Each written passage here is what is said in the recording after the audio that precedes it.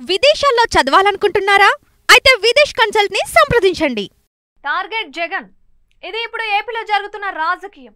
ఒక్క మాటలో చెప్పాలంటే మా కోడలు ఊరు నుంచి రాలేదు, వచ్చుంటే పిల్లి పాలు తాగిపోయేది కాదు అని వెనకటికి ఓ అత్తగారు యాగి చేసినట్లుగా ఏపీలో రాజకీయాలు సాగుతున్నాయని అంటున్నారు పరిశీలకులు.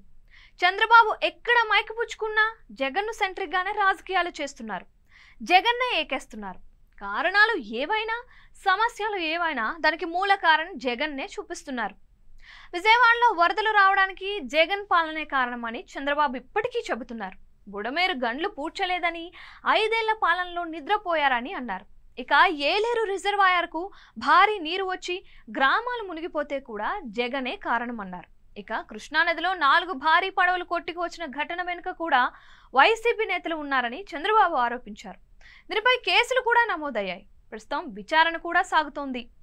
సో రాష్ట్రంలో ఎప్పుడు ఏం జరిగినా అంతా జగన్ నామస్మరణే చేస్తున్నారు. ఇక జగన్ ఎక్కడికైనా మైక్ పుచ్చుకొని ఏవైనా 2 మాటలు అంటే వాటిపై మంత్రులు రెచ్చిపోతున్నారు, తీవ్ర స్థాయిలో విమర్శలు గుప్పిస్తున్నారు.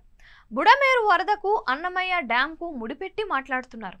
మరి ఇలా అన్నింటిలో జగన్ టార్గెట్ కావడానికి రీజన్ ఏంటి అనేది ఆసక్తిగా మారింది. ఆయనకు పట్టుమని ఉన్నది 11 ఎమ్మెల్యేలు, 4 ఎంపీలు మాత్రమే.